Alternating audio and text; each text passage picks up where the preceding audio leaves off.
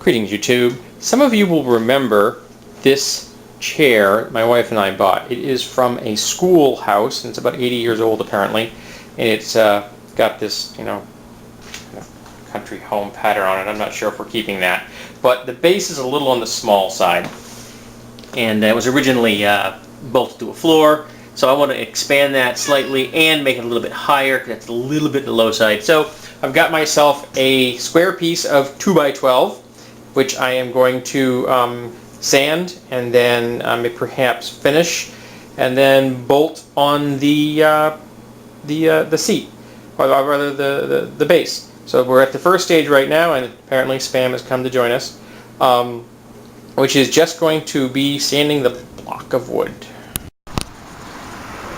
Well, thanks to my handy dandy orbital sander, this is now smooth, or at least relatively smooth. This is a rustic piece, obviously, and let's face it, it's going to be the base of a chair. I'm not really too concerned if it's perfect. And I am, however, going to treat it with some Min Wax tung oil finish, which I have used in the past on my coffee table in the living room, which probably could use a new coat of that, actually. Need to get my hands on some steel wool. I have some somewhere. I'll dig that up. So, next up, tung oil. Now, I don't know if you're going to be able to tell the difference between the last piece of footage and this piece of footage, but it's gone down a couple of shades darker.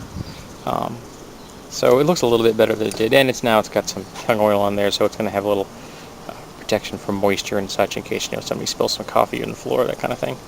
And then I have some tung oil on my railing, which in theory won't hurt anything. So next is going to be putting the stool in place and marking it. Alrighty, I don't know if you can see that well. There are 5 little marks on the board, which is where I'm going to use my spiffy drill. And I've got this collar set up here to set it the depth, so I don't go too deep. I don't want to go all the way through the board. So that should prevent that. So now it's time to drill holes. Alrighty, so holes are drilled, lag screws are present, socket wrench is ready. So now it's finally time to put the whole thing together. Alright, so the base has been installed and it is significantly more stable than it was, but the astute of you will notice there's a crack here. I'm not really stunned by that fact. They said it had a cup in it, and there's nothing I can really do about it. I don't have the equipment to plane a perfectly flat board. I don't have a planer. So I'm not shocked that happened. However, it is bolted together, and it's not going all the way through. At the moment, I'm not going to worry about it. If it becomes an issue at some point in the future, I will then put a Dutchman in the bottom or something to pull the two sides together. But at the moment, I'm not going to sweat it.